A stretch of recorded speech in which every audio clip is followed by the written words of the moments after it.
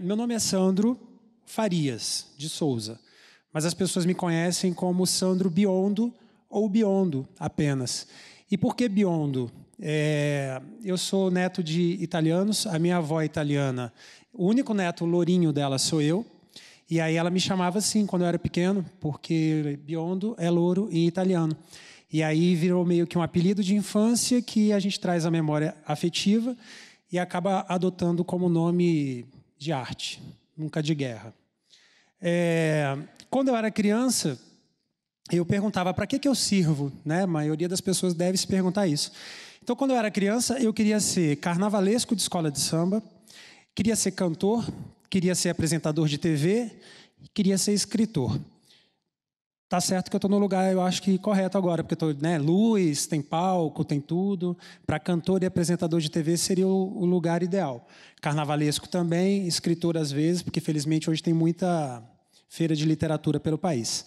Aí, em adolescente, eu era bastante gordo, eu tinha 50 quilos a mais do que eu tenho agora. E aí, o que eu queria? Eu gostava de comer.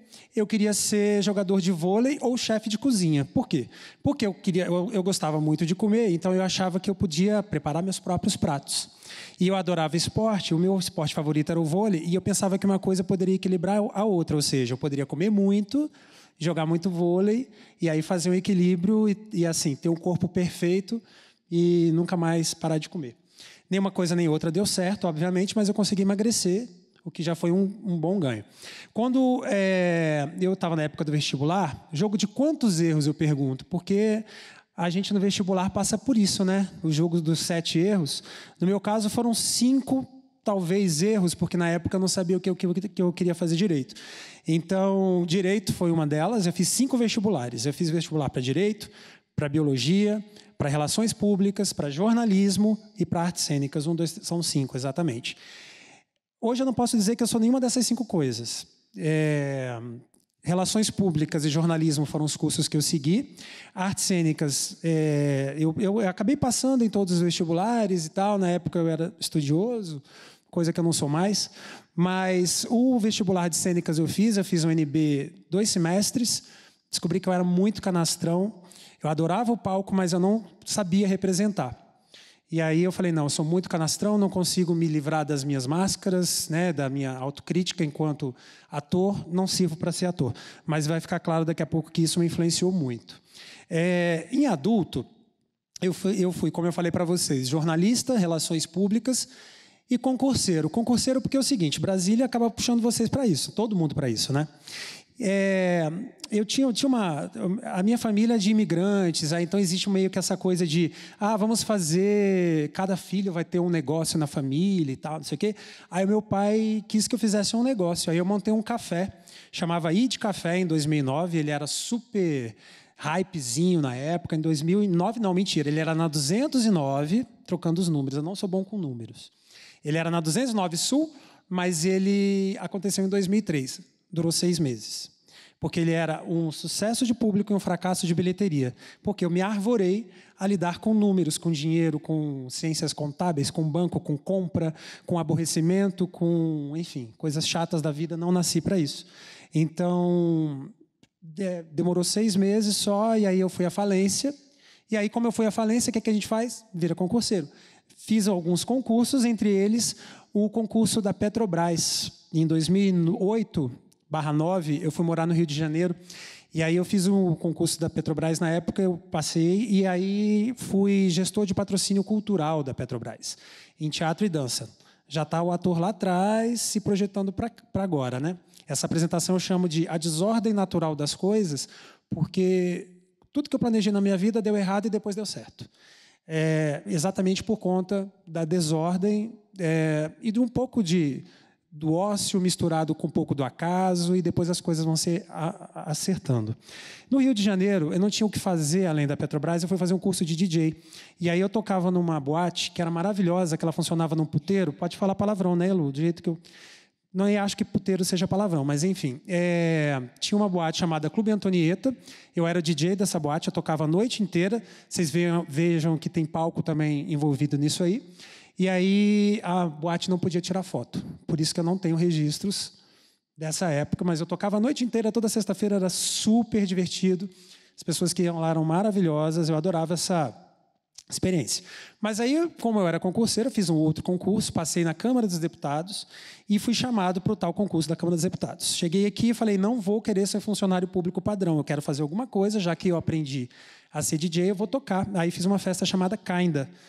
Todas as quintas-feiras ela acontecia em vários lugares da cidade, fez um certo sucesso. Enjoei de música eletrônica, que era o que ela tocava.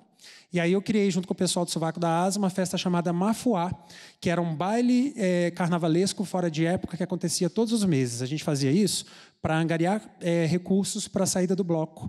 E aí aconteceu entre 2011 e 2012. Eu entreguei a festa para o pessoal do Sovaco da Asa, me retirei, o pessoal continuou fazendo. E aí eu fiquei sem o que fazer, eu criei uma festa chamada Mimosa.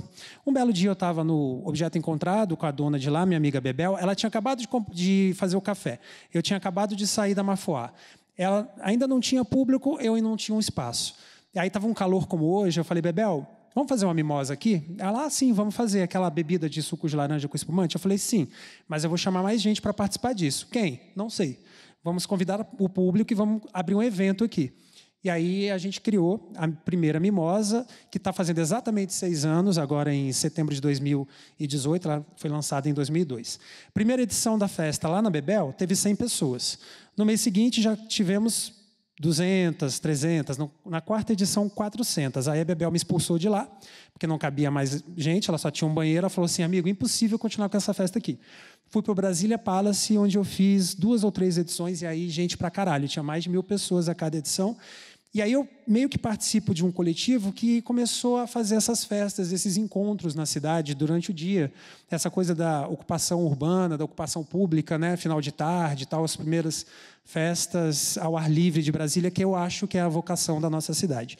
Entre elas, algumas parcerias vieram, como uma parceria nossa da Mimosa com o pessoal do Piquenique, e a gente lançou o selo Quitutes, que eram encontros de gastronomia, música, festa ao mesmo tempo. A gente fez 3 encontros. Teve na Ermida Dom Bosco, teve no Parque da Cidade, e essas fotos aí são do CCBB.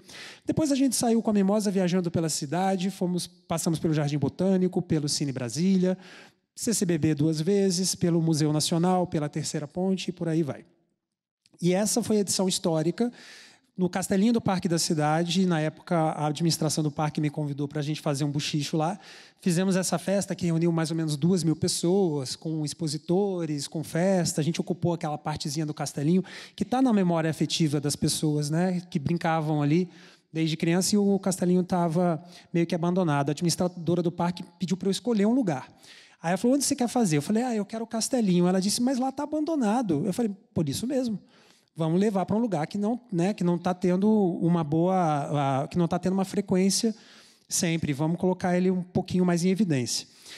Bom, números da Mimosa, isso é muito chato, mas assim, alguns números rápidos, assim, foram 28 mimosas dia até hoje, mimosa à noite foram 31, porque agora ela entra. Os outros números depois, como a gente tem um tempo restrito, não vamos ocupar vocês com número chato, até porque eu não gosto de número. Ressignificação de materiais. O que é isso, gente? Ali pelas tantas, eu resolvi que eu queria ser cenógrafo. Fui para São Paulo, participei de uma seleção para a Escola de Belas Artes de São Paulo e fiz lá uma pós-graduação em cenografia e figurino. E hoje eu sou cenógrafo, de acordo com o que a Heloísa fala, porque eu trabalho a ressignificação de materiais. Então eu trabalho, vocês têm aí uma certa noção do que os materiais que eu gosto de trabalhar. Camisinha, carvão, elástico, tubo de ensaio. O que é ressignificação de materiais? Você pega um material que serve para uma coisa e transforma em outra. Ou seja, você faz um cenário a partir daquele material. Fiz um cenário com caixas, esse foi em São Paulo.